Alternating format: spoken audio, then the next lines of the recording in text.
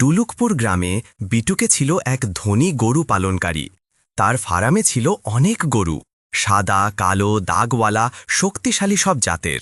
গ্রামের মানুষ তাকে খুব সম্মান করত, কারণ সে শুধু নিজের পরিবারই নয়, গ্রামের বহু মানুষের জীবিকাও জোগাত।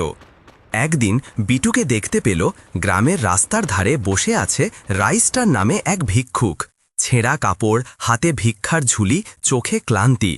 বিটুকে ভিক্ষুককে দেখে মায়া পেল। সে বলল, রাইস্টার, ভিক্ষা করে কি আর জীবন চলে? আমার গরুর ফার্মে কাজ করো, তোমাকে ভালো বেতন দিব। রাইস্টারের চোখে জল এসে গেল। সে বলল, আমি রাজি আছি বিটুকে ভাই, তবে কাজটা আমি ভালোভাবে করতে পারব তো?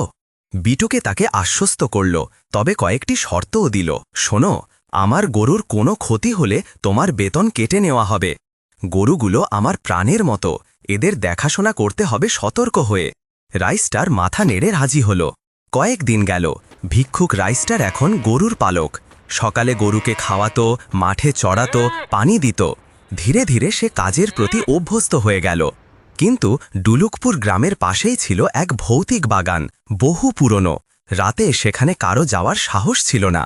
লোকজন বলতো, বহু বছর আগে সেই বাগানে এক নারীকে অন্যায়ভাবে হত্যা করা হয়েছিল। তারপর থেকেই সেখানে অদ্ভুত কান্নার শব্দ শোনা যেত। একদিন দুপুরে হঠাৎ এক গরু রাইস্টারের হাত থেকে ছুটে পালালো।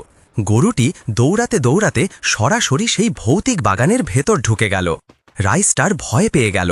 বিটুকের শর্ত মনে পড়ে তার মাথা ঘুরতে লাগল। গরুর ক্ষতি হলে বেতন পাব না। অতএব ভয়কে উপেক্ষা করে রাইস্টার দৌড়ে বাগানের ভেতরে ঢুকল।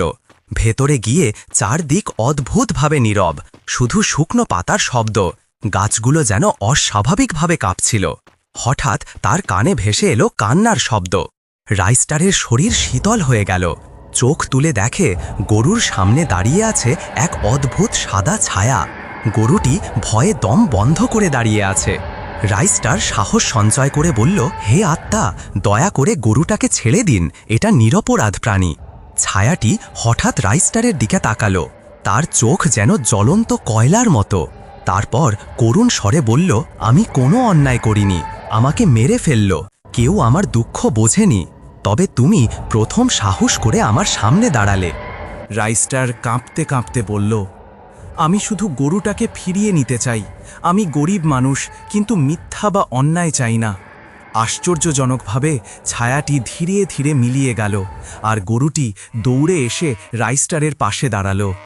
রাইস্টার গরুটিকে নিয়ে ফার্মে ফিরে এলো। সেই ঘটনার পর থেকে গ্রামে গুজব ছড়ালো, ভৌতিক বাগানের আত্মা নাকি শান্ত হয়ে গেছে, কারণ একজন সৎ মানুষ তার সঙ্গে সত্যি ও সাহসের সঙ্গে কথা বলেছে। বিটুকে পুরো ঘটনা শুনে অবাক হয়ে গেল। সে রাইস্টারকে বেতন দেওয়ার পাশাপাশি গ্রামের মানুষদের সামনে তার প্রশংসা করল। এরপর থেকে ডুলকপুর গ্রামের মানুষরা বলতো, সাহস আর সততার কাছে ভৌতিক শক্তিও হার মানে।